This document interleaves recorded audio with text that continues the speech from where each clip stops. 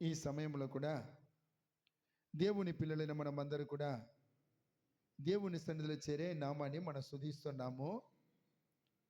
మరి ముఖ్యంగా ఈరోజు చూస్తున్నప్పుడు దేవుడు ఒక విషయంలో ద్వారా నీతో నాతో మాట్లాడాలని ఆశపడుతున్నాడు. ఎందుకంటే ఎప్పుడు కూడా ప్రియమైన వాళ్ళరా దేవుడు మనతో ఎందుకోసం మాట్లాడుతున్నాడంటే ఆ మాటను విని మనందరూ కూడా బాగుపడాలని. దేవునికి స్తోత్రం. ఆ మాట ద్వారా మనమందరూ కూడా హెచ్చరించబడాలని, ఆయన మాటల ద్వారా మన జీవితాన్ని సరిదిద్దుకొని చక్కగా నడవాలని దేవుడు మనతో మాట్లాడుతూ ఉంటున్నాడు.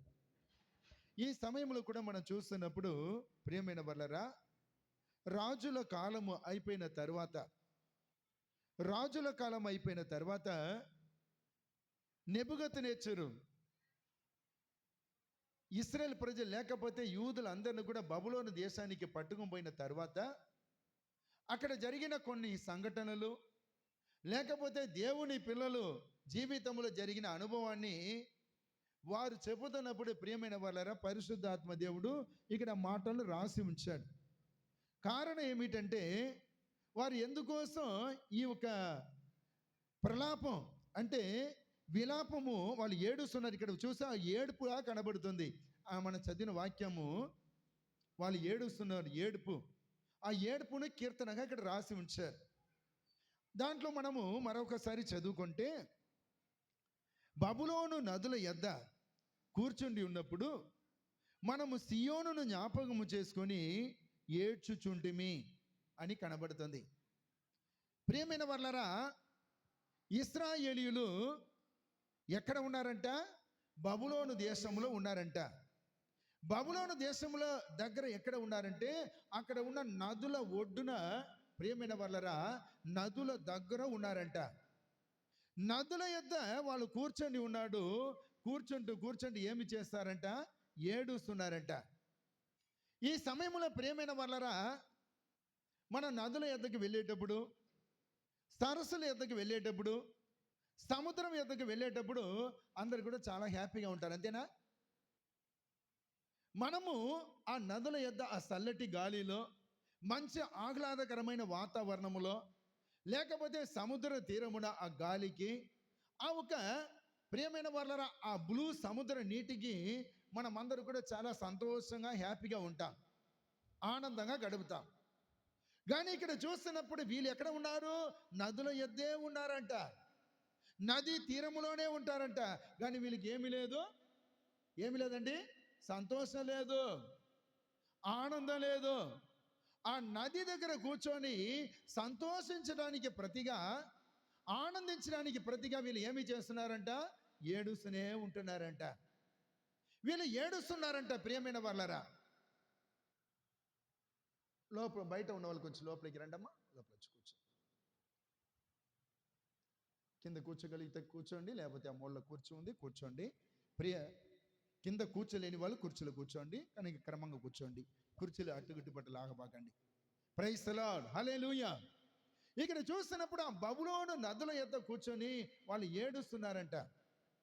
వాళ్ళు ఎందుకోసం ఏడుస్తున్నారని మనం చూస్తున్నప్పుడు 2వ వచనంలో కనబడుతుంది, వాటి మధ్యనున్న నిరవంచి చెట్లకు మన సితారాలు తగిలించితిమి, అక్కడ మనలను చెరగొన్న వారు ఒక కీర్తన పాడుడి అని, మనల్ని బాధించిన వారు సియోను కీర్తనలో ఒక దాన్ని మాకు వినిపించడని మన వలన ఉల్లాసం కోరిని అని చెప్పి రాయబడి ఉంది. వీళ్ళు ఎందుకోసం ఏడ్చారంటే ప్రియమైన వాళ్ళరా, వీళ్ళ మనసు అంతా దుఃఖముతో నిండిపోయి ఉంటుంది. వాళ్ళు సంతోషంగా ఉంటే, మనసులో ఆనందం ఉంటే ఏడుపు అనేది మామూలుగా రాదు. వీళ్ళ మనసు నిండా దుఃఖం ఉంటుంది కాబట్టి ఏడుస్తున్నారంట. ఇంకా ఎందుకోసం ఏడుస్తున్నారంటే ప్రియమైన వాళ్ళరా, వీళ్ళందరూ కూడా ఆ దేశంలో ఉంటున్న ఆ బబులోను పట్టణపు వారు వీరిని గేలి చేస్తూ ఉంటున్నారంట, ఎగతాళం చేస్తూ ఉంటున్నారంట. అంతేకాదు, మీ దేశపు పాటలో ఒక పాట పాడండి, మేము వినాలి. మీ దేశంలో, యూదా దేశంలో మీరు పాటలు పాడతారు కదా, ఆ పాటలో ఒకటి పాడండి, మేము వినాలి అంటున్నారు. ప్రియమైన వాళ్ళారా, యూదా దేశంలో ఎక్కువ ఏం పాటలు ఉంటాయంటే, ఇప్పుడైతే సినిమాలు గినిమాలు ఎక్కువైంది, కానీ అప్పుడు యూదులు యెహోవా యందు భయభక్తి కలిగిన వాళ్ళు. యేసయ్య అంటే వాళ్ళకి పెద్దగా పడదు, కానీ యెహోవా యుద్ధ చాలా భయభక్తి కలిగిన వాళ్ళు, ధర్మశాస్త్రాన్ని పాటించేవాళ్ళు. వాళ్ళు ఎప్పుడు చూసినా యెహోవాను గురించిన కీర్తనలు పాడుతూ ఉంటారు, యెహోవాను గురించిన కీర్తనలు మాత్రమే పాడుతుంటారు. కానీ వీళ్ళు ఏమి చేశారంటే, బబులోను దేశంలో ఉంటున్న వారు వీళ్ళు పిలిచి, మీ దేశంలో మీరు పాడతారు కదా, ఒక పాట పాడండి అన్నారంట. ప్రియమైన వాళ్ళ పాట మనం ఎప్పుడు పాడతామంటే, మన దేవుని స్తుతించేటప్పుడు మనతో కలిసి వారు కూడా స్తుతించారనుకోండి, అప్పుడు మనం పాటలు ఇంట్రెస్ట్గా పాడుతా, ఇంకా ఉజ్జీవంగా పాడుతా దేవుని నామాన్ని స్తుతిస్తాం. మన పాట పాడేటప్పుడు ఎవరైనా ఒకటి ఎగురుతున్నాడు అనుకోండి, మన పాట పాడేటప్పుడు ఈ లోకానుసరంగా ఎగిరేటట్టు మన ముందు వచ్చి ఎగిరారనుకోండి, మన పాడబుద్ధి చేద్దా? ఎందుకు ఎగిరేదంతా కూడా లోకానుసరమైన పాటలకు ఎగురుతారు. లోకానుసరమైన ఆ పాటలకి వీళ్ళని చిందులు వేస్తూ ఉంటారు, కానీ దేవుని పాటలకి ఎవరు కూడా ఎగరరు. కానీ ఇక్కడ చూస్తున్నప్పుడు ప్రియమైన వాళ్ళరా, వీరు మీ దేశంలో పాటలు పాడతారు కదా, ఆ పాటలు ఒకటి పాడండి అన్నారు. మంచిది, కానీ ఉల్లాసం కోరారంట. మీరు పాడండి, మేము సంతోషించాలి, మీరు పాడండి, మేము ఆనందించాలని. ఉల్లాసం అంటే దేవుని పాటను, దేవుని ప్రజలను వీరు ఎగతాళం చేసేటట్టు ఇక్కడ కనబడుతుంది. వీరు ఎగతాళం చేస్తున్నారంట. వీళ్ళు అందుకోసం వీళ్ళు ఏమి చేస్తున్నారు, సీతార తన దగ్గర ఉంటున్న ఆ వాయిద్యాలన్నీ కూడా ఆ దేశంలో ఉంటున్న ఆ నిరవంచ చెట్లకు తగిలించి వీళ్ళందరూ కూడా ఏమి చేస్తున్నారు, ఏడుస్తూ ఉంటున్నారట. ఒక విషయం తెలుసా, దేవుడు ఎందుకోసం మాట్లాడుతున్నాడంటే, ఈ ఒక గతి ఎందుకోసం పట్టింది. ప్రపంచ దేశంలోకెల్లా యూదా దేశం, ఇశ్రాయేల్ దేశం ఆశీర్వదించబడింది. కారణం, దేవుడే ఇశ్రాయేల్ దేశాన్ని ఎన్నుకున్నాడు. దేవునికి స్తోత్రం. ఇంతమంది ప్రపంచంలో గోత్రాలు ఉన్నప్పుడు ఆ గోత్రముల అన్నిటిలో నుండి ఇశ్రాయేల్ గోత్రాన్ని దేవుడు ఎన్నుకున్నాడు. ఆ ఇశ్రాయేల్ దేశాన్ని దేవుడు ఆశీర్వదించారు. ఈనాడు కూడా ప్రియమైన వాళ్ళరా, ఆ ఇశ్రాయేల్ దేశాన్ని ఎంతగా ఆశీర్వదిస్తున్నాడంటే, ఇప్పుడు కూడా ఇశ్రాయేల్ దేశంలో మొత్తం పట్టమంటే 1 కోటి మంది లేదు. యూదులు అందరూ కూడా, ఇశ్రాయేల్ అందరూ కూడా కలిసి 1 కోటి మంది కూడా లేదు. మన దేశంలో 140 కోట్ల మంది ఉన్నారు, కానీ 140 భాగాలు చిన్నది ఇశ్రాయేల్ దేశం. 140 కోట్ల మంది మన భారతీయులు ఉంటే, హిందువులు మన భారతదేశంలో 140 కోట్ల మంది ఉంటే, ఇశ్రాయేల్ దేశంలో కేవలం 1 కోటి మంది మాత్రమే. అయినప్పటికీ ఆ 1 కోటి మందితో ఇశ్రాయేల్ దేశం ప్రపంచం మొత్తాన్ని గడగడలాడిస్తుంది. దేవునికి స్తోత్రం, హల్లెలూయా. ప్రపంచ దేశం మొత్తాన్ని ఇశ్రాయేల్ దేశం గడగడలాడిస్తుంది. ఇప్పటి వరకు 7 సార్లు ఇశ్రాయేల్ దేశం యుద్ధం చేస్తే, 7 సార్లు ప్రపంచ యుద్ధం చేస్తే ఒక్కసారి కూడా ఇశ్రాయేల్ దేశం ఓడిపోలేదంట. దేవునికి స్తోత్రం. అంత చిన్న దేశం అన్ని దేశాల మీద యుద్ధం చేస్తే ఒక్క పెద్ద దేశం కూడా ఈ చిన్న దేశాన్ని ఓడించలేదండి. కారణం, దేవుని ద్వారా ఆశీర్వదించబడిన దేశం ఇశ్రాయేల్ దేశం. దేవునికి స్తోత్రం. ఒక ప్రియమైన వాళ్ళ ఒక సేవకుడు చెప్పాడు. ఒక సేవకుడు, ఈ మధ్యలో యుద్ధం జరిగింది కదా, పాకిస్తాన్కి ఇండియాకి మధ్యలో యుద్ధం జరిగింది కదా, ఆ సమయంలో చివరి క్షణం వరకు యుద్ధం చేస్తామా వద్దా, యుద్ధం చేస్తామా వద్దా, పాకిస్తాన్ చిన్న దేశం అయినప్పటికీ ఇంచుమించు దగ్గర మనంత బలం ఉంటుంది. మన పాకిస్తాన్ ప్రియులరా, మన దేశం కంటే దరిదాపుగా 20 భాగాలు చిన్నది. పాకిస్తాన్ మన దేశం కంటే ఇంచుమించు 20 భాగాలు చిన్నది. మొత్తం కూడా కలిసి అక్కడ 16 కోట్ల మందే జనాభా. మన దేశంలో 140 కోట్ల మంది ఉంటే అక్కడ కేవలం 16 కోట్ల మందే జనాభా ఉన్నారు.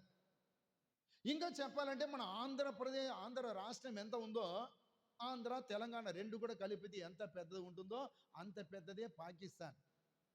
కానీ ప్రియమైన వాళ్ళరా, ఆ ఒక సైన్యపరంగా చూస్తున్నప్పుడు ఇంచుమించు భారతదేశానికి సహశక్తి కలిగి ఉంటుంది. చిన్న రాష్ట్రం, ఆ చిన్న దేశం పాకిస్తాన్ అయినప్పటికీ భారతదేశంలో సామర్థ్యం కలిగి ఉంటుంది. మీకు అర్థం కాలేదనుకుంటున్నా. పెద్ద దేశంలో ప్రియమైన వాళ్ళరా ఎక్కువ ఉంటుంది, చిన్న దేశంలో తక్కువ ఉంటే దాన్ని తక్కువ అంచనా వేయాలి. చిన్న దేశం దరిదాపుగా దీంట్లో ఉంటున్న సహం ఉంటుంది. అంటే భారతదేశం కూడా ఏమంటుంది, ఆలోచన చేస్తూ ఉంటుంది. అణుబాంబులు ఉన్నాయి వాళ్ళ దగ్గర కూడా. యుద్ధం చేస్తామా వద్దా, వాళ్ళని మనం ఓడించగలమా, లేకపోతే వారు ఏమైనా చేస్తే మన దేశంలో ఎంత భాగం పోతుందో అని చెప్పి ఆలోచన చేస్తూ ఉంటున్నప్పుడు, ప్రపంచ దేశంలో ఉంటున్న దేశాల్లో ఇస్రాయేల్ దేశం మన భారతదేశానికి సపోర్ట్ చేసింది. దేవునికి స్తోత్రం. నీ భారతదేశంలో మాత్రం చేయబెడితే నేను చూసుకొని ఊరుక ఉండను అని చెప్పి పాకిస్తాన్కి హెచ్చరించిన తర్వాత భారతదేశానికి ధైర్యం వచ్చిందట. దేవునికి స్తోత్రం. మీకు అర్థమవుతుందా? కారణం ఏమిటి? ఇశ్రాయేల్ దేశం దేవుడి ద్వారా ఆశీర్వదించబడిన దేశం. ఇశ్రాయేల్ దేశం ఏమి చేసినా కూడా దేవుడు ఆశీర్వదిస్తున్నారు. ఓటమి ఎరుగని దేశం. అంత పెద్ద రష్యా ఓడిపోయింది. రష్యా కూడా పిల్లలు ఓడిపోయింది. రష్యా ముక్కలు ముక్కలుగా 18 ముక్కలుగా విడిపోయింది. అంతకుముందు సోవియత్ రష్యా అనే వాళ్ళు, నేను చిన్నతనంలో ప్రియుల అమెరికా కంటే శక్తివంతమైనది రష్యా దేశం. చైనా, రష్యా ముందు చైనా ఏమీ లేదు. కానీ కార్బచేవ్ అని చెప్పి ఒక ప్రైమ్ మినిస్టర్ వచ్చినప్పుడు, అధిపతికి రష్యాకి వచ్చేటప్పుడు ఆయన ఏమి చేశాడు? ప్రజలందరూ కూడా స్వతంత్రం ఇచ్చినప్పుడు ఆయా స్వతంత్రం పొందిన రాష్ట్రాలన్నీ కూడా మాది ఒక దేశం, మాది ఒక దేశం, మాది ఒక దేశం చెప్పి ముక్కలు విడిపోయిన తర్వాత రష్యా బలహీనపడింది. అయినప్పటికీ ఇప్పుడు కూడా రష్యా 2వ స్థానంలో ఉంది అనుకోండి. ఇక్కడ మనం చూస్తున్నప్పుడు ఇశ్రాయేల్ దేశం అంత శక్తివంతమైన దేశం, ఎవరి దగ్గర కూడా ఓడిపోయిన దేశం, ఇప్పుడు ఏమైపోయిందంట? ఆశీర్వదించబడిన ఇశ్రాయేలీలు బబులోను దేశంలో వెళ్ళి కూర్చొని ఆ నదుల దగ్గర చూసుకొని ఏడుస్తూ ఉంటున్నారంట. సంతోషం అంతా కూడా పోయింది, ఇంకా దుఃఖం మాత్రమే మిగిలింది. ఎంతో ఆనందంగా దేవుని స్తుతించడానికి కోసం ఏర్పాటు చేసుకున్న ఆ వాయిద్యాలన్నీ కూడా నిర్వహించి చెట్టుకు తగిలించారు. ఏమి చేయాలని కేకబెట్టి ఏడుస్తున్నారంట. కారణం ఏమిటి తెలుసా? అంత శక్తివంతమైన దేశంలో దూరి అంత దేవుడి దయ పొందిన ప్రజలను ఈ ఒక నెబుకద్నెజరు ఎందుకోసం దేశానికి పట్టుకు వెళ్ళారంటే, ఇక్కడ దేవుడు మనకు చెబుతున్న మాట ఏమిటంటే, దేవుడు ఇచ్చిన అవకాశమును ప్రజలు సద్వినియోగం చేసుకోలేకపోయారు. ఇక్కడ దేవుడు మనకు చెబుతున్న అంశం ఏమిటంటే, దేవుడు ఇచ్చిన అవకాశమును మనమందరూ కూడా సద్వినియోగం చేసుకోవాలి. దేవునికి స్తోత్రం. దేవుడు నిన్ను ఆశీర్వదించేటప్పుడు ఆ ఆశీర్వాదం నిలిచి ఉండేటట్టు జాగ్రత్తగా చూసుకోవాలి. ప్రియమైన వాళ్ళరా, వీళ్ళు ఏమి చేశారంట? ఆశీర్వదించబడినప్పటికీ దేవుని మర్చిపోయారు. తన ఇష్టానుసారంగా ప్రవర్తించడం మొదలుపెట్టారు. దైవ సేవకులు ఏమి చెప్పినా వినట్లేదు. ప్రవక్తలు వచ్చి ఏమి చెప్పినా వాళ్ళ మాట హెచ్చరించలేదు. అన్ని నాకు తెలుసు, నాకు తెలియనిది ఏముంది, సమస్య నాకు తెలుసు, నీవు నాకు చెప్పాల్సిన అవసరం లేదని దేవుని మాటను పెడచెవిని పెట్టి అందరూ కూడా ఇష్టం వచ్చినట్టు నడవటం మొదలు పెట్టారంట. దేవుడు చెప్పి చూశారు, వీళ్ళ రాజుతో సహా, యెహోయాకీను రాజుతో సహా దేవుని మాట వెళ్ళలేదంట. దేవునికి కోపం వచ్చింది. పక్క దేశంలో ఉంటున్న ఆ నెబుకద్నెజరు దగ్గరికి దేవుడు పిలిచాడు.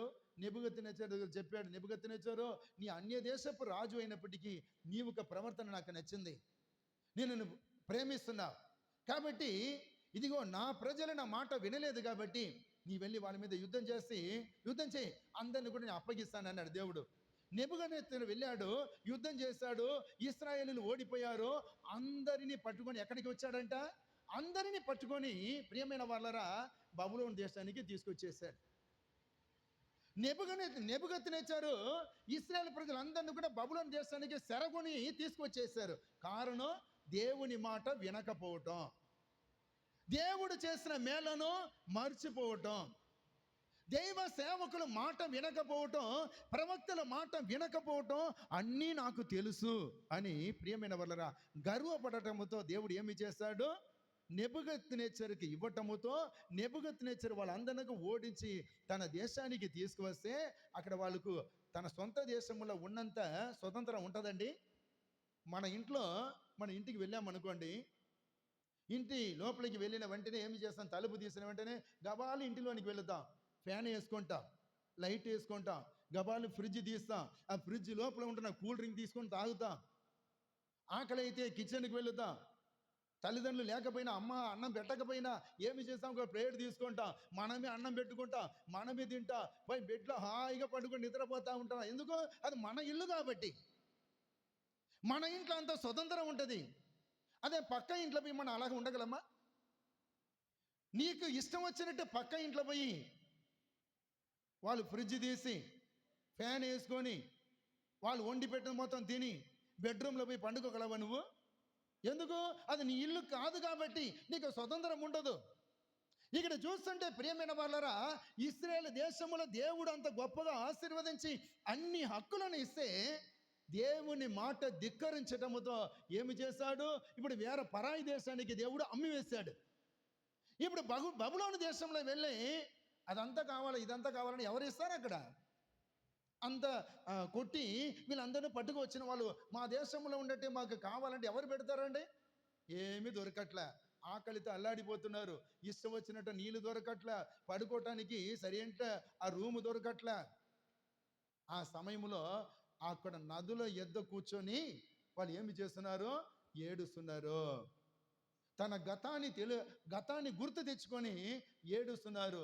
సియోనును తలంచుకొని, ఇక్కడ చూడండి ఏముంది, 137 కీర్తన 1వ వచనాన్ని చదువుతాం. బబులోను నదుల యొద్ద కూర్చుండి ఉన్నప్పుడు మనము సియోనును జ్ఞాపకము చేసుకొని ఏడ్చుచుంటిమి. సియోన్ అంటే ప్రియులారా, సియోన్ అంటే ఏంటి? సియోన్ అంటే యెరూషలేము. మన ఆత్మీయ భాషలో సియోన్ అంటే సంఘం, యెరూషలేం అంటే సంఘానికి సాదృశ్యంగా ఉంటుంది.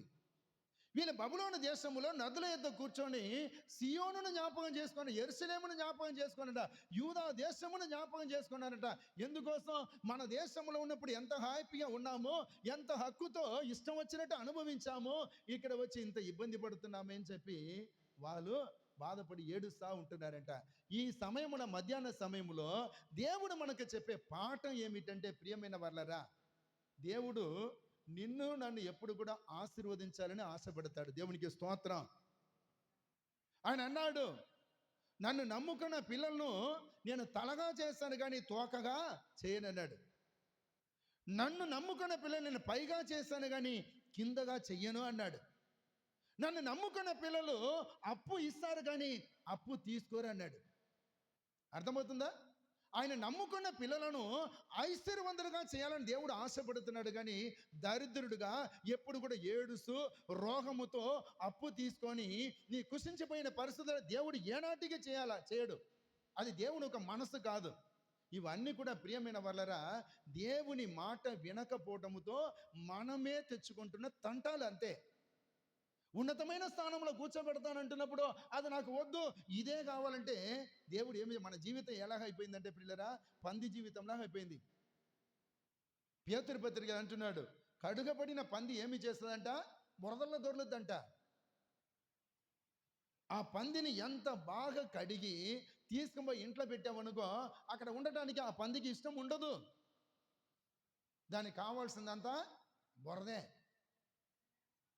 బురదల పోయి దొర్లుతూ ఉంటుంది. కడిగిన వాడికి ఎంత బాధగా ఉంటుంది. అబ్బా, ఈ పందిని బాగా ఉంచాలని చెప్పి ఎంత ప్రయత్నం చేస్తే ఇది బురదలనే పడుతుంది, చే అనేస్తాడు కదా.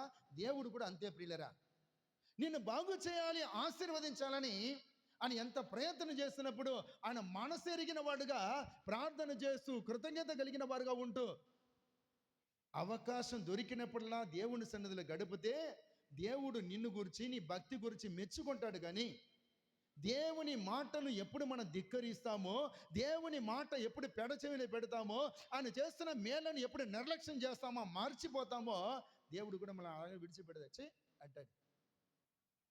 ప్రియమైన వాళ్ళరా, ఇక్కడ వాళ్ళు చేసిన పని అదే. ఇశ్రాయేలు దేశంలో, యూదా దేశంలో, ఆ సియోనులో, యెరూషలేములో, తన సొంత దేశంలో ఎంత సంతోషంగా ఉన్నారు. దేవుని మాట ధిక్కరించడముతో బబులోను దేశంలో అమ్మివేయబడ్డారు. అక్కడ వెళ్ళి నదుల దగ్గర కూర్చొని ప్రియమైన వాళ్ళరా, సియోనును తలంచుకొని ఏడుస్తున్నారంట.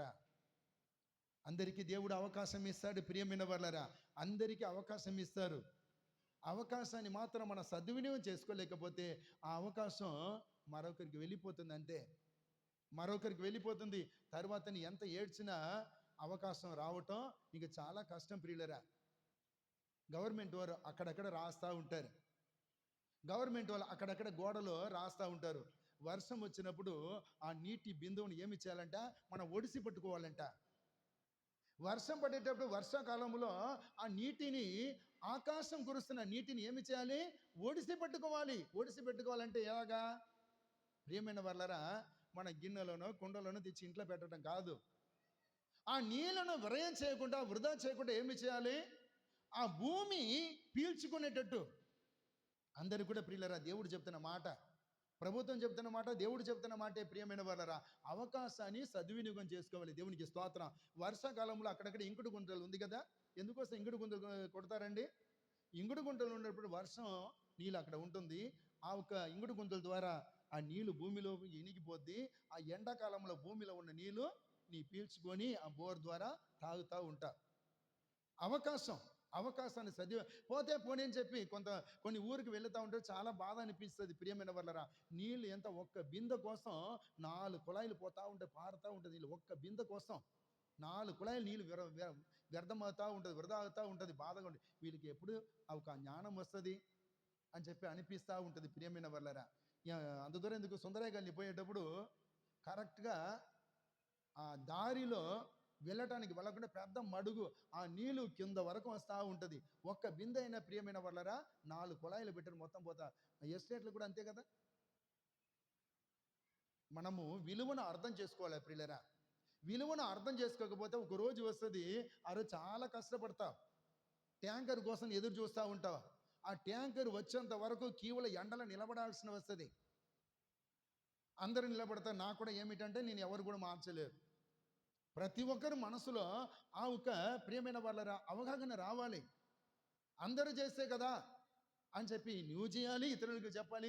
జాగ్రత్తగా పొదుపుగా వాడుకుంటే నీకు అది మేలే. ఇక్కడ చూస్తున్నప్పుడు దేవుడు అందరికీ అవకాశం ఇచ్చారండి. ఇశ్రాయేలుకి అవకాశం ఇచ్చారు, కానీ అవకాశాన్ని సద్వినియోగం చేసుకోలేదు, దుర్వినియోగం చేసుకున్నారు. దేవుని బాధ పెట్టించారు, ఆయనకు మనసుకి ప్రియులారా దుఃఖాన్ని పుట్టించారు. దానికోసం దేవుడు ఏమి చేశాడు?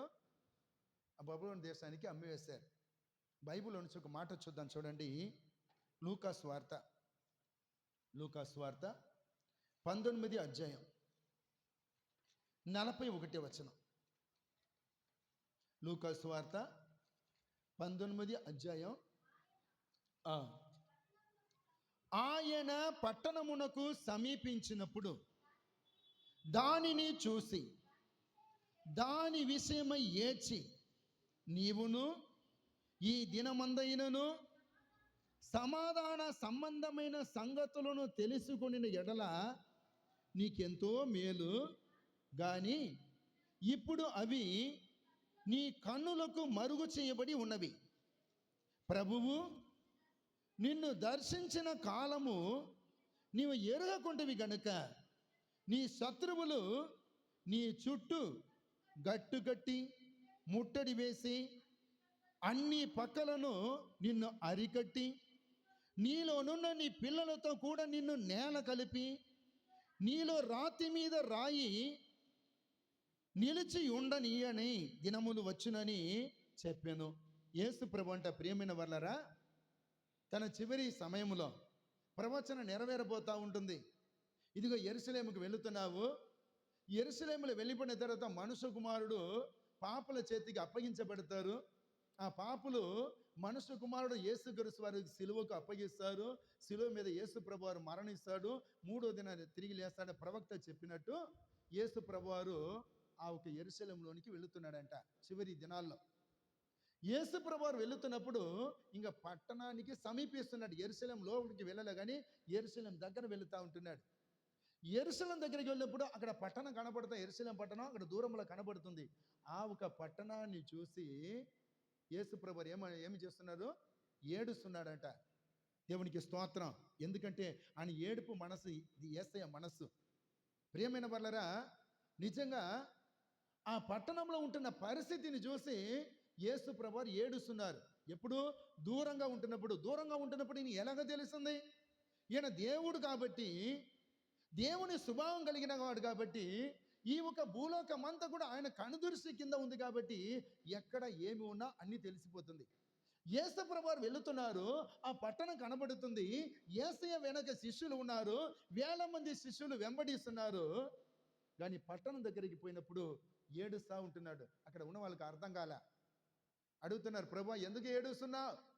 ఎందుకు ఏడుస్తున్నా అన్నప్పుడు యేసు ప్రభువారు చెబుతా ఉంటున్నాడు, ఇదిగో కోడి తన పిల్లలను తన రెక్కల కింద ఎలాగా కాచుకుంటుందో అలాగా నిన్ను కాపాడడానికి నేను ఎంతో మనసు కలిగి ఉన్నాను, కానీ నీకు మనసు లేకపోయింది. ఇదిగో నీవును ఈ దినమందైనను సమాధాన సంబంధమైన సంగతులను తెలుసుకుని నెల నీకెంతో మేలు. అంటే సమాధాన సంబంధమైన సంగతులను తెలుసుకునే మనసు ఆ యెరూషలేము పట్టణానికి లేదంట. ఎంత మంచి మాటలు చెప్పినా కూడా వినేవాళ్ళు లేరు. వాళ్ళు ఆ ఒక పట్టణం ఒక అభివృద్ధిని చూసి వాళ్ళు మురిసిపోతూ ఉంటున్నారు. దేవుడిచ్చిన అభివృద్ధిని ఏదో తాను సాధించినట్టు వాళ్ళు రెచ్చిపోతూ ఉంటున్నారు. దేవుని భక్తి లేదు. మందిరాన్ని దేవాలయమును చూస్తే అక్కడ కింద వచనాల్లో కనబడితే ప్రియులారా 45 వచనంలో కనబడుతూ ఉంటుంది. అక్కడ ఉంటున్న వాతావరణం అంతా కూడా ఎంతో భయంకరంగా ఉంటుంది. దానికోసం యేసు ప్రభువారు యెరూషలేము పట్టణంలోనికి ప్రవేశించడానికి ముందే సమీపంగా ఉంటున్నప్పుడే ఆ పట్టణాన్ని చూసి అంటున్నాడు, ఏమంటున్నాడు మరొకసారి చూద్దాం. ఆయన పట్టణమునకు సమీపించినప్పుడు దాన్ని చూసి దాని విషయమే ఏడుస్తున్నాడు. అక్కడ ప్రజలు ఏడుస్తున్నారు. నదులైతే ప్రజలు ఏడుస్తూ ఉంటున్నారు. చేసిన తప్పును బట్టి శిక్ష అనుభవిస్తున్నామో సియోను తలంచుకొని ఏడ్చుచుండేమని వాళ్ళంటే, ఇక్కడ యెరూషలేము పట్టణాన్ని చూసి యేసు ప్రభువారు ఏడుస్తున్నారు. నీవును ఈ దినమందైనను సమాధాన సంబంధమైన సంగతులను తెలుసుకుని ఎడల నీకెంతో మేలు, కానీ ఇప్పుడు అవి నీ కన్నులకు మరుగు చేయబడి ఉన్నది అన్నాడు.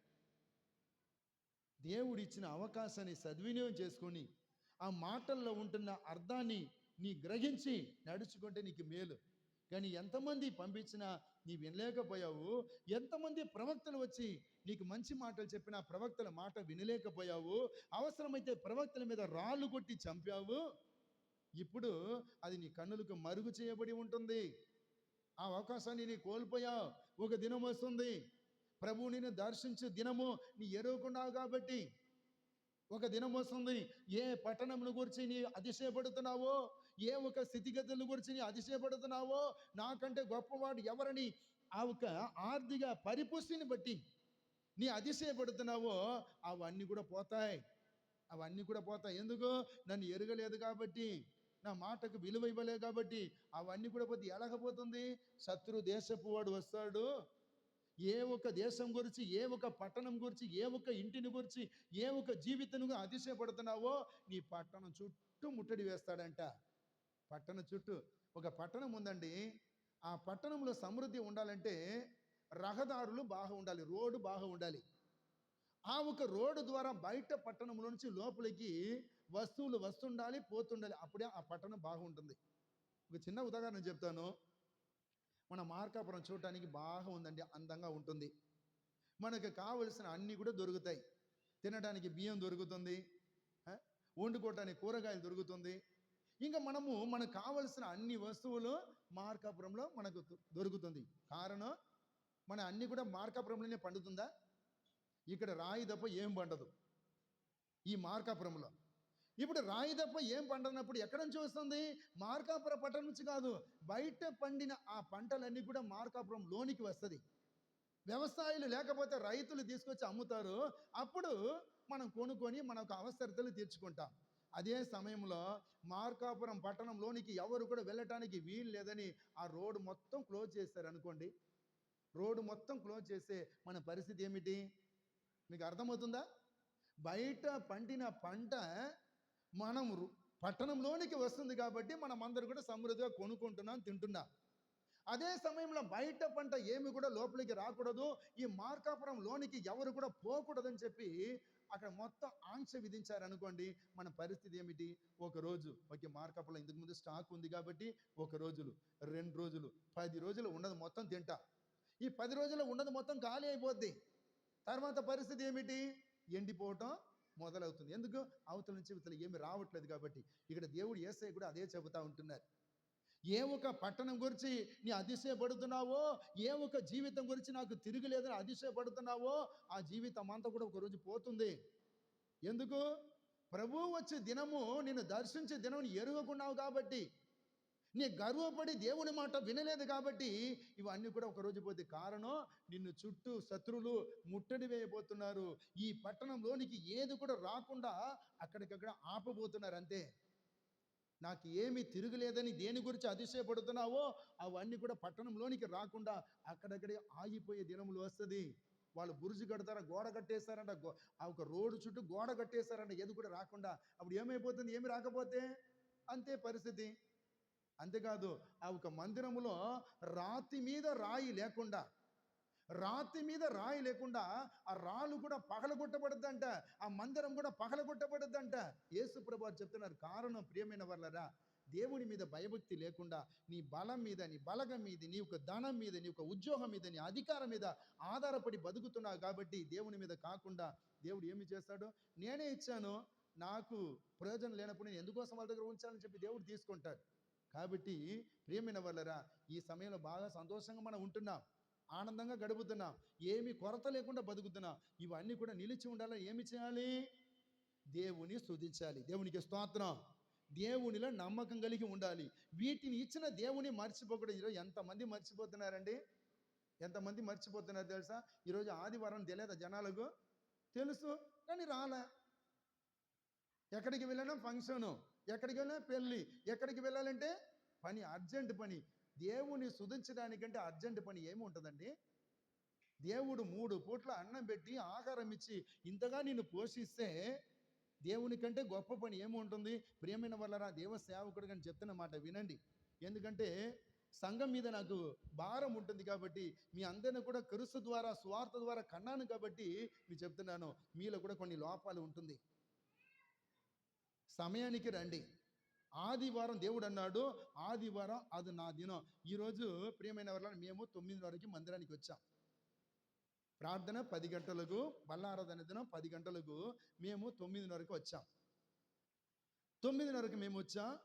తర్వాత చూస్తే ఆ ఎస్తరక్క,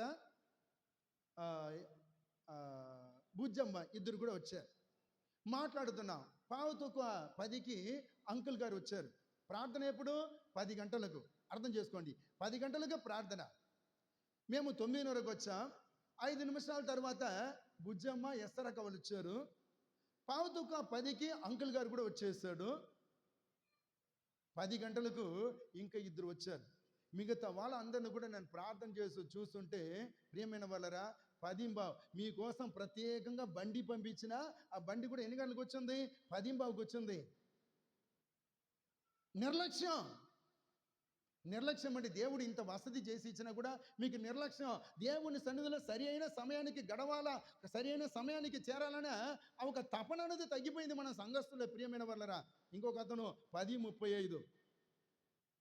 చిన్న దాంట్లో నీ నమ్మకంగా ఉండకపోతే పెద్దదాన్ని దేవుడు ఎలా అప్పగిస్తాడు?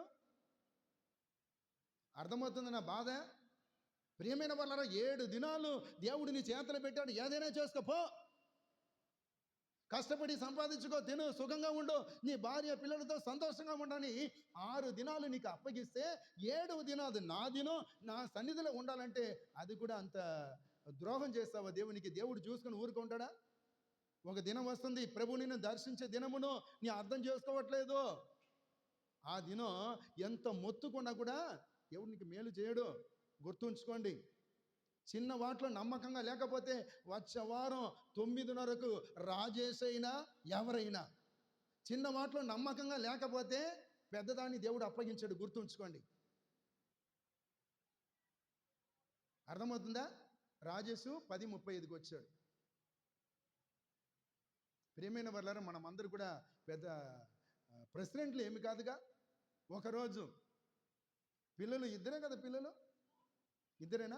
4, 5 పాప మేరేమో ఉంది కదా, ఆ మేరీ 4 పిల్లలండి, చిన్న చిన్న చిన్న పిల్లలు. 4 ఉదయమే స్నానం చేయించి ఆమె తీసుకొని ఆమె టైంకి వచ్చేసింది. పిల్లల మీద సాకుపోకులు వద్దు. దేవుడే కదా పిల్లలు ఇచ్చింది. పిల్లలు ఇచ్చింది ఎవరండి? నేనంట మా ఆయన ఇచ్చాడంటావేమో. దేవుడు ఇవ్వకపోతే మీ ఆయన కూడా ఇవ్వడు. దేవుడు ఇవ్వకపోతే నీ భార్య ఏమి ఇవ్వదు. గుర్తుంచుకోండి, దేవుడు ఇవ్వాలి, మనం తీసుకోవాలి. పిల్లల మీద దేని మీద సాకుపోకు చెప్పి ఉంటే దేవుడు ఏమి చేస్తాడు? జాగ్రత్త. ఈ ఒక యెరూషలేములో అదే పని చేశారంట. అందుకోసం బబులోను దేశం దగ్గర పోయి కూర్చొని ఆ నదుల దగ్గర ఏడుస్తా, ఆ సియోనును అనుకొని వీళ్ళు ఏడుస్తా, అప్పుడు మేము ఎంత బాగా ఉన్నాం. దానికి కారణం నువ్వే కదా. దేవుని మాట విని ఉంటే ఇలాంటి పరాయి దేశంలో ఉండాల్సిన అవసరం ఏమి నీకు వచ్చింది? చిన్న వాటిలో నమ్మకంగా ఉండలేకపోయావు, పెద్ద వాటిని దేవుడు నీకు అప్పగించలేకపోయాడు అంతే. ప్రియమైన యేసు ప్రభువారు యెరూషలేము పట్టణాన్ని చూసి ఏడ్చారంట. నీకు ఇచ్చిన అవకాశాన్ని సద్వినియోగం చేసుకుని ఉంటే నీకు బాగు, కానీ ఇప్పుడైతే అన్ని దారులు మూసుకొని పోయినాయి. ఒక దినం వస్తుంది, శత్రువులు నీ చుట్టూ ముట్టడి చేస్తాడు, పట్టణంలోనికి ఏమి రాకుండా చేస్తాడు. నీ ఒక పట్టణం అంతా కూడా నాశనం. ఇప్పుడు తెలుసా మీకు, యెరూషలేము పట్టణం ఇప్పుడు కూడా ప్రియమైన వాళ్ళరా, పట్టణం అంతా కూడా పడగొట్టబడిన పరిస్థితులే ఉంటుంది. దేవుని మందిరం ఇప్పుడు కూడా రెండోసారి పడగొడితే ఇంకా కట్టబడలే. దేవుని మందిరం, యెరూషలేము మందిరం ఇప్పుడు వరకు కట్టబడలే.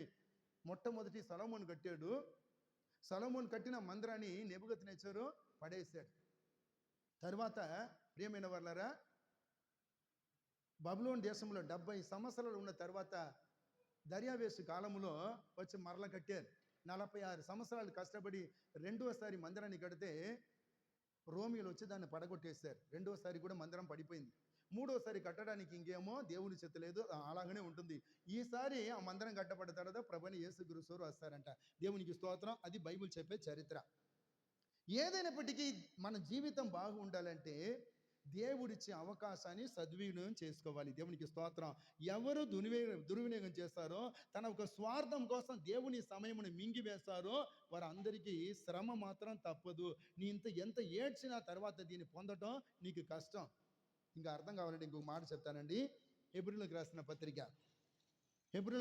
పత్రిక 12వ అధ్యాయం 17వ వచనాన్ని ఒకసారి చదవండి. హెబ్రీయులకు రాసిన పత్రిక 12వ అధ్యాయం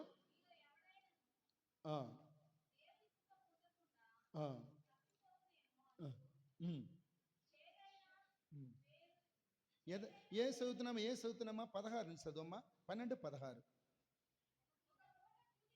ఒక పూట కూటి కొరకు తన జ్యేష్ఠత్వపు హక్కును అమ్మి వేసిన ఏషా వంటి భ్రష్టుడైనను వ్యభిచారి అయినను ఉండునేమో అనియు జాగ్రత్తగా చూసుకుని 17వ వచనం చూద్దాం.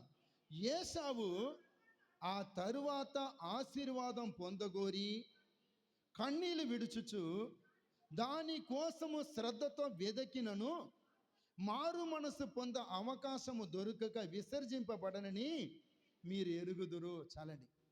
ఇక్కడ చూస్తే ఏశావు అనే ఒక మనిషి గురించి పరిశుద్ధాత్మ దేవుడు నన్ను హెచ్చరిస్తున్నాడు. అవకాశం ఉంటున్నప్పుడు, దేవుడు అవకాశం ఇచ్చినప్పుడు దాన్ని సద్వినియోగం చేసుకోకపోతే ఏడవాల్సిన వస్తుందన్న దానికోసం ఈ మనుషుని ఏశావును ఉదాహరణగా చూపిస్తున్నాడు. ఈ ఏశావు ఏమి చేశాడంటే, ప్రియమైన వాళ్ళరా, దేవుడు ఒక అవకాశం ఇస్తే అవకాశాన్ని పోగొట్టుకున్నాడు.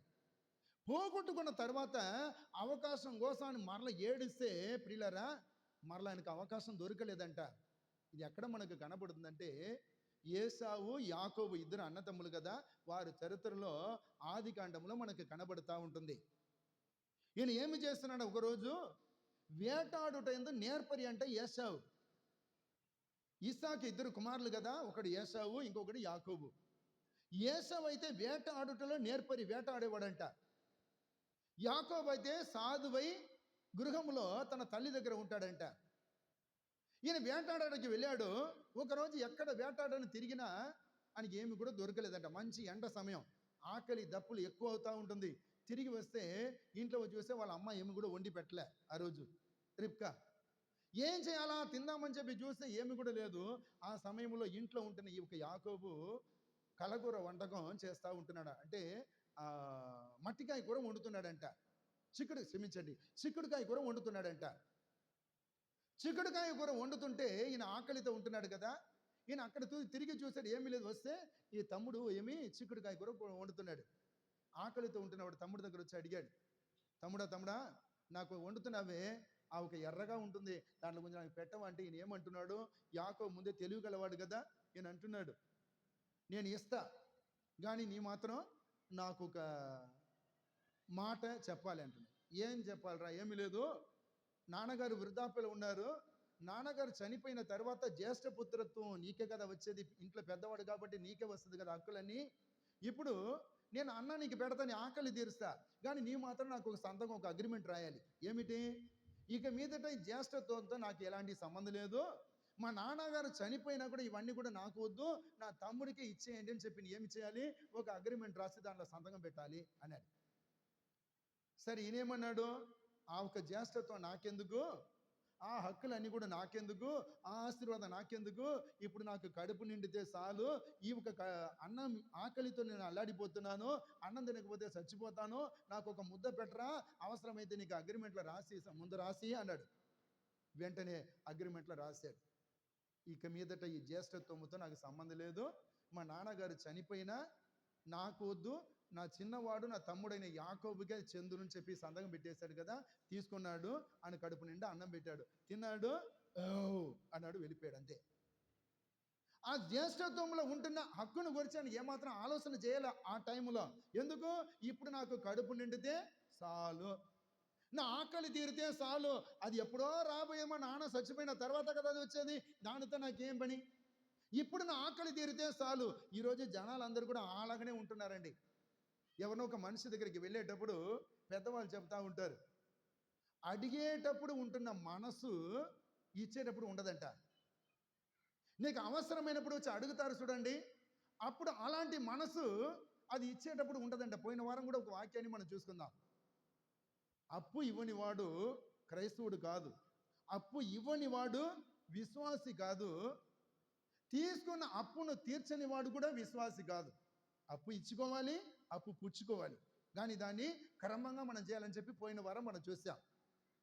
ఈ సమయంలో కూడా ప్రియమైన వాళ్ళ ఏమంటున్నాడు, మనలాగనే ఆ సమయంలో ఆ ఒక అవసరం తీరితే చాలు, తర్వాత ఎవడైతే తర్వాత చూసుకుందామని చెప్పి ఉంటున్నారు. ఈయన కూడా అదే చేశాడు, ఇప్పుడు నాకు ఆకలి తీరితే చాలు, ఆ జ్యేష్ఠత్వంతో నాకు ఏం పని అని చెప్పి సంతకం పెట్టాడు, తిన్నాడు, వెళ్ళిపోయాడు. నాన్నగారు చచ్చిపోయాడు.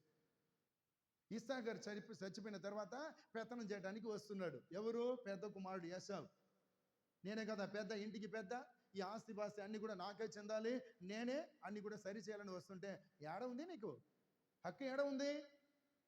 ఎందుకు అగ్రిమెంట్లో రాసి పెట్టాడు వాడు, ఏమని, నాకు ఎలాంటి సంబంధం లేదు, మా నాన్నగారు చనిపోయిన తర్వాత పెత్తనం అంతా కూడా నా తమ్ముడికే, ఆయనకే జ్యేష్ఠత్వం రావాలి, నాకు ఏమి వద్దు అని ఒక్క పూట కూటి కొరకు ఏమి చేస్తాడంట, జ్యేష్ఠత్వాన్ని అమ్మేశాడంట. అందుకోసం ఆయన వ్యభిచారి అని కూడా దేవుడు చెబుతా ఉంటున్నాడు. అలాంటి వారు మీ దగ్గర ఉంటున్నారేమో, సంఘంలో ఉంటున్నారేమో, జాగ్రత్తగా చూసుకోండి. అర్థమవుతుందా? మంచి అవకాశాన్ని ఇచ్చాడు, ఒక్క పూట తినకపోతే చచ్చిపోతావా? ఒక్క పూట ఆకలి అయింది ఆ ఏసావుకు, ఈయన అడుగుతున్నారు, కుట్రగా అడుగుతున్నారు, రే నీ అడిగేది అది ఏమాత్రం మంచిది కాదురా, అది దేవుడు నిర్ణయించిన విధిరా, అది తండ్రి చచ్చిపోయిన తర్వాత జ్యేష్ఠత్వం పెద్ద కుమారుడికి రావాలి, అది నాకే రావాలి, ఏంట్రా ఇలా అన్యాయంగా అంటున్నావు అని చెప్పి అడిగి, నీ అన్నం వద్దు ఏమవుద్దు, నేను వండుకుంటానని చెప్పి వండుకొని తినరాదు, ఒక పూట తినకపోతే చచ్చిపోతావా? ఏమి చేశారు, ఒక్క పూట కూటి కోసం రాసేసారంట. తర్వాత ప్రియమైన వాళ్ళరా, తండ్రి చనిపోయేటప్పుడు, క్షమించండి, తండ్రి చనిపోయే సమయంలో ఈయన వచ్చి అంటున్నాడు, నానా నన్ను ఆశీర్వదించమంటే తండ్రి అంటున్నాడు, ఏంద్రా నిన్ను ఆశీర్వదించడండి, ఇప్పుడే కదా నిన్ను ఆశీర్వదించానంటే, ఎందుకంటే గుడ్డివాడు, తండ్రి గుడ్డివాడు, అన్నలాగా వచ్చి ఆయన ఉన్న ఆస్తి మొత్తం తండ్రికి తెలియదు, ఈ అగ్రిమెంట్ విషయాలన్నీ కూడా తండ్రికి తెలియదు.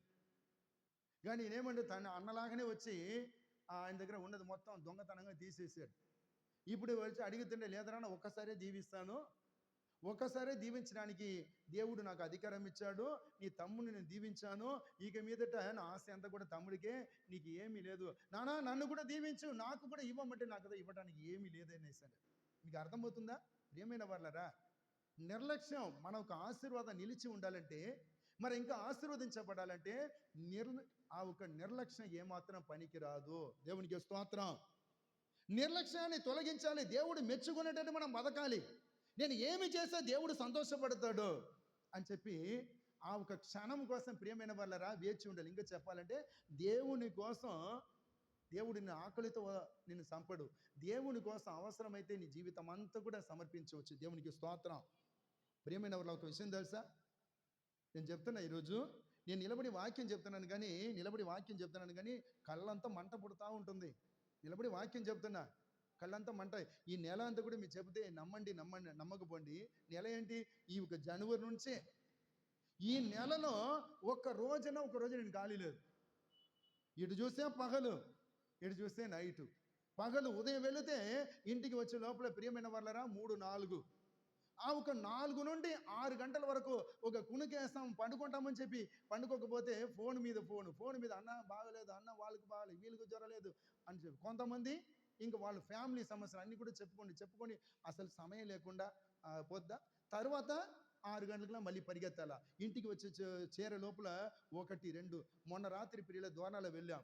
ఇంటికి వచ్చే లోపల 1, నిన్న రాత్రి పగలు తెల్లబాటు చూసుకొని మునగపాటు చూసుకొని తెల్లబాటు చూసుకొని వచ్చారు. రాత్రి వచ్చేటప్పుడు ఇంటికి 2.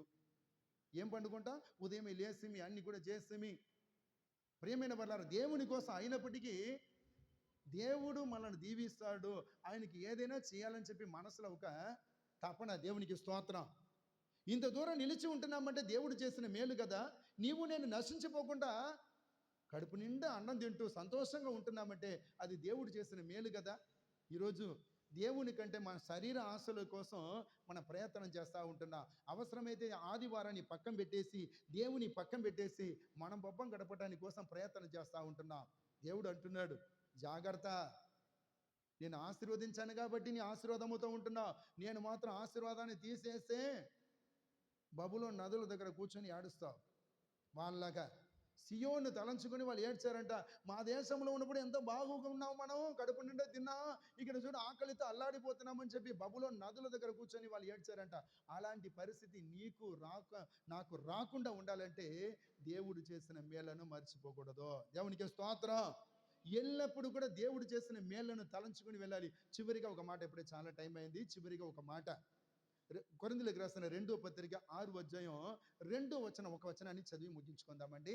కొరింథీయులకు రాసిన 2వ పత్రిక 6వ అధ్యాయం 2వ వచనం. అనుకూల సమయమందు నీ మొర్ర ఆలకించి తిని రక్షణ దినమందు నేను ఆదుకొంటిని అని ఆయనే చెప్పుచున్నాడు కదా. ఇదిగో ఇప్పుడే మిక్కిలి అనుకూలమైన సమయం, ఇదిగో ఇదే రక్షణ దినం. చాలండి. దేవుడు అంటున్నాడు, అనుకూలమైన సమయాన్ని దేవుడు నీకు ఇచ్చాడు అని అంటున్నాడు. ఇదే అనుకూలమైన సమయం అంట, ఇదే రక్షణ దినమంట. ఈ దినములో ప్రియమైన వాళ్ళరా, ఉన్నవాళ్ళు రక్షణను కాపాడుకోకపోతే, రక్షణ పొందని వాడు రక్షణ పొందకపోతే రేపు మనది కాదు. ఈ దినం మనం పొందుతున్న ఈ ఒక సుఖము రేపు ఉంటుందో ఉండదో తెలియదు.